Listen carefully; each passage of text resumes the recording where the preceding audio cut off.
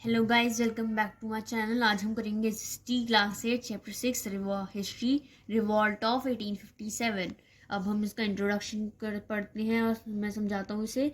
Bye the mid 19th century the British had establish control over a vast part of India and had emerged as the supreme political power in the country.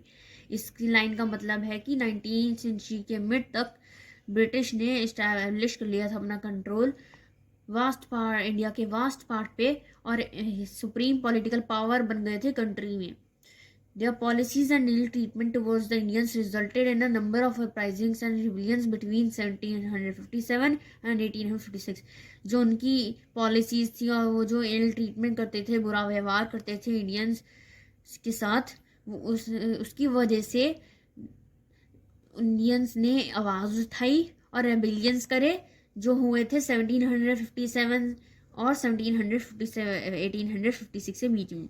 1757 को आपको पता होगा कि 1757 को battle of plaza हुई थी। Though the revolt started with the mutiny of the sepoys of the British Army, it was taken up by other sections of the society as well। Revolt started तो म्यूटिनिटी से हुई थी सिपाहीज की, British army की, पर वो अदर सेक्शंस ऑफ सोसाइटी तक भी पहुंच गई थी। The revolt was the culmination of various factors. जो रिवॉल्ट थी वो कई कारण से हुई थी। There was no single cause that can be held responsible for it. उसके बहुत सारे कॉज थे, एक अकेला नहीं था। There were violent responses from both the sides and it ultimately resulted in ending the rule of the East India Company in India। इसकी वजह से ईस्ट इंडिया कंपनी जो रूल था, ईस्ट इंडिया कंपनी ख़त्म हो गई थी और उनकी पावर ब्रिटिश क्राउन में चली गई थी, ट्रांसफ़र कर दी थी हमारी सेफ्टी के लिए और वेलफेयर के लिए। Causes of the revolt. After 100 years of conquest and expansion, the British faced a major uprising in the form of the Revolt of 1857, which started in May and threatened the power of the company। 100 years के conquest, लड़ाई और expand करने के बाद British ने major uprising का सामना किया रिवॉल्ट ऑफ 1857 की फॉर्म में, जो मई में स्टार्ट हुई थी और जिसने कंपनी की पावर को थ्रेट दे दिया था कि उनकी ख़त्म हो जाएगी पावर सारी। It was unsuccessful but was a heroic effort to end the British rule in our country। वो अनसक्सेसफुल रहा था क्योंकि उनकी रानी लक्ष्मीबाई और नाना साहिब ने लड़ी थी, पर उन्होंने नेशनल लीडर उन्होंने कोई एमर्ज नहीं हुआ था जब वो लड़ाई कर रहे थे, इसलिए वो हारे थे। अब हम उनके कॉजेज पढ़ेंगे। बहुत सारे कॉजेज थे। फर्स्ट कॉज है political cause. Since the mid 18th century the power of many Indian rulers has started declining।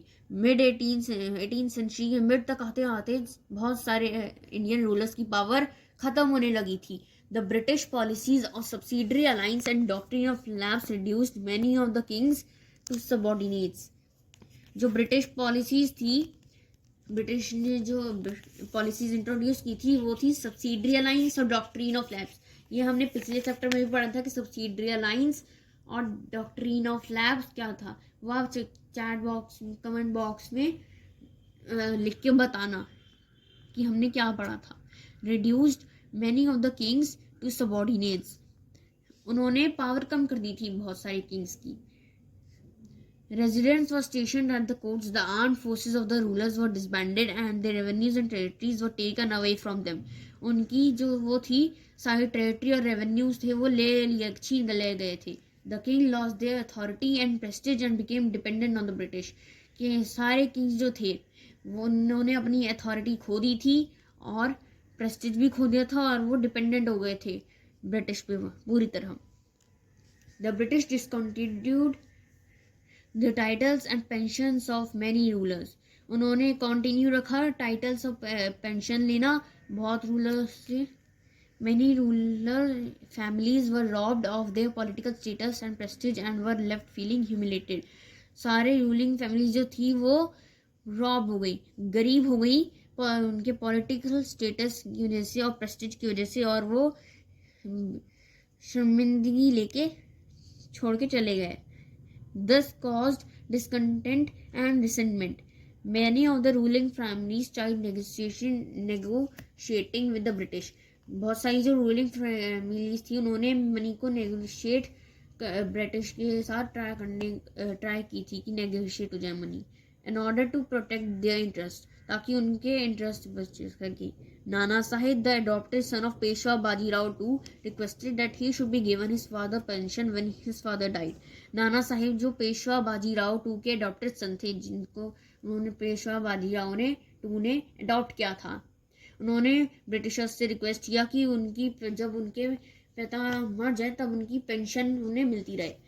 रानी लक्ष्मीबाई जो थी झांसी की, उन्होंने वो चाहती थी कंपनी से कि वो उनका जो अडॉप्टेड सन था, उन्होंने अडॉप्टेड सन अडॉप्ट किया था, वो चाहती थी कि वो उन्हें उनका हेयर, उनके किंगडम का हेयर स्वीकार कर ले. पर the British rejected this please. Britishers जो थे उन्होंने पर ये जो मांगे की थी, इन्होंने ये ठुकरा दी थी. Another situation that caused feelings of resentment among the people was the annexation of Awadh in 1857 by Governor General Dalhousie on the grounds of misgovernment. दूसरी सिचुएशन ये थी जिसने फीलिंग ऑफ रिसेंटमेंट की थी पीपल के अंदर जगाई थी, क्योंकि जो एनेक्सेशन हुआ था अवध का 1857 1856 में गवर्नर जनरल डलहौजी ने किया था मिस गवर्नमेंट पे. उन्होंने गवर्नमेंट को दोषी ठहराया था कि ये सब उन्होंने किया है, गवर्नमेंट ने सब किया. Nawab Wajid Ali Shah, the ruler of Awadh, was deposed and exiled even though he had always been loyal to the British. जो नवाब वजीद अली शाह था, जो अवध का रूलर था, वो डिपोज हो गया था और एक्साइल्ड निकाल दिया गया था ब्रिटिशर्स के द्वारा. वो काफ़ी वफादार भी था, तब भी उसे निकाल दिया था. Most of the army recruits of the Bengal army came from Awadh. बहुत सारी आर्मी रिक्रूट हुई बंगाल से, जो अवध से आ रही थी. They looked upon this as an act of betrayal by the British. उनको समझ में आ गया कि ये ब्रिटिशर्स ने धोखा कर दिया उनके साथ. The Mughals had gained importance as prominent political powers in the subcontinent before the advent of the British. Mughals ने इम्पोर्टेंस हासिल कर ली थी, उनको प्रोमिनेंट पॉलिटिकल पावर मिल गई थी सब कॉन्टिनेंट में ब्रिटिशर्स के आने से पहले. They were still present in India but had lost substantial power. वो इंडिया में ही थे जब ब्रिटिशर्स आए थे, पर उन्होंने अपनी पावर, सब्सटेंशियल पावर खो दी थी.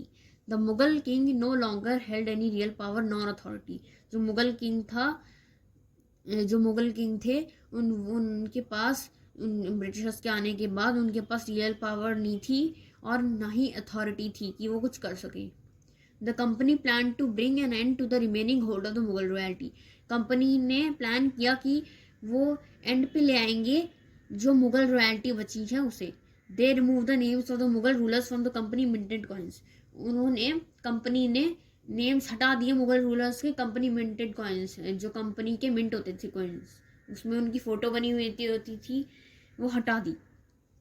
The then governor general Dalhousie proclaimed that after the death of Bahadur Shah Zafar his descendants would not be allowed to stay in the red fort. जो गवर्नर जनरल डलहौजी था उसने बोल दिया कि जब बहादुर शाह जफर मर जाएगा उसके डिसेंडेंट को अलाउ नहीं किया जाएगा कि वो रेड फोर्ट में रोके, वो आने नहीं दिया जाएगा उन्हें उसमें. They would be shifted to another suitable place in Delhi. उन्हें दिल्ली में सुटेबल प्लेस ही होगी, उन्हें वहाँ पे भेज दिया जाएगा. इन 1856 governor general Canning announced that Bahadur Shah Zafar would be the last Mughal ruler. 1856 में जो गवर्नर जनरल था उसने अनाउंस कर दिया कि बहादुर शाह जफर लास्ट मुगल रूलर होगा. After his death his descendants would no longer be considered as kings and would be called princes. उसकी death के बाद जो उसके डिसेंडेंट होंगे वो किंग्स नहीं कहलाए जाएंगे और प्रिंसेस कहलाए जाएंगे.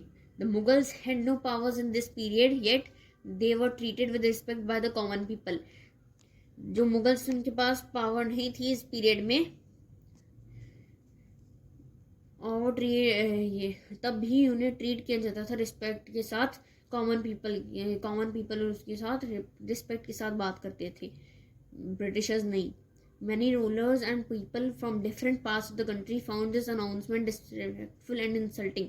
बहुत सारे रूलर्स और पीपल जो डिफरेंट पार्ट्स में थे, रूल कर रहे थे कंट्री के, इन्होंने ये अनाउंसमेंट सुनी और उन्हें ये डिसरेस्पेक्टफुल लगी और इंसल्टिंग लगी।